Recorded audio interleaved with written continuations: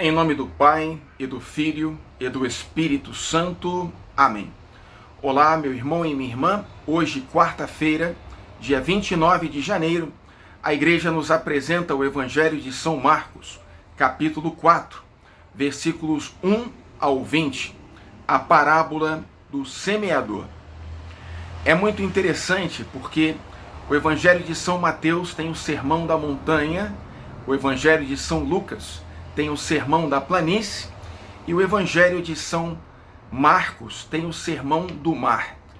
Jesus, cercado por uma multidão, ele vai até a beira do Mar da Galileia, entra numa barca e, sentado, começa a ensinar a multidão que o está escutando na praia, na areia, e a acústica do mar permite que a mensagem chegue a muitas pessoas. Ele se utiliza de parábolas, que são histórias curtas, usando imagens da natureza ou da vida cotidiana, que são de fácil memorização e trazem consigo profundas mensagens espirituais. E Jesus transmite então uma parábola que é a chave de interpretação de todas as outras parábolas, que é a parábola do semeador. Fala sobre um homem que sai com as sementes pelo caminho e algumas sementes caem num terreno, mas são colhidas pelos pássaros, outras caem entre as pedras e ao nascer elas são queimadas pelo sol, outras nascem entre os espinhos e logo são sufocadas, e outras sementes finalmente caem em terra boa e dão bons frutos, 30, 60 e até 100 por um. A chave de interpretação desta parábola é a mensagem que Jesus diz: escutai. Ele começa a parábola com esta frase e a conclui também com a frase: escutai, quem tem ouvidos, ouça. Logo depois, os discípulos e os 12 apóstolos estão a sós com Jesus e eles perguntam ao mestre a explicação da parábola. Jesus, então, lhes fala que eles, os discípulos, estão podendo conhecer de forma profunda o mistério daquilo que é escondido, daquilo que é agora revelado em Jesus Cristo de forma crescente. E ele fala que ele está proclamando a boa nova em parábolas para que alguns as escutem e não as compreendam, e não as compreendendo, não se convertam e não se salvem. Mas será então que Jesus quer que algumas pessoas não se salvem? Não.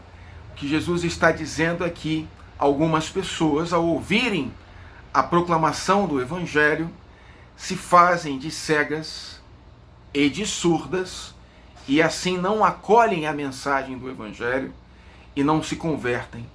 E ao não se converterem, não serão salvas. Porque a boa nova do Evangelho, ela precisa de uma resposta. E a nossa resposta é a fé. E aí então Jesus, ele vai dar a explicação aos discípulos de que existem 4 tipos de respostas à proclamação do Evangelho, ao semeador, que é o próprio Jesus, mas que em outros momentos será os pregadores do Evangelho, talvez até você e eu.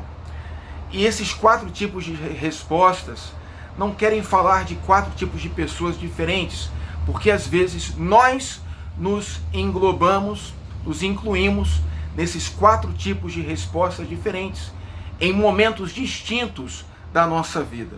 A primeira resposta é aquele que permite que a semente caia pelo caminho, e são as pessoas que escutam a palavra sem interesse. Vem Satanás e leva a palavra embora. Muitas vezes nós somos assim.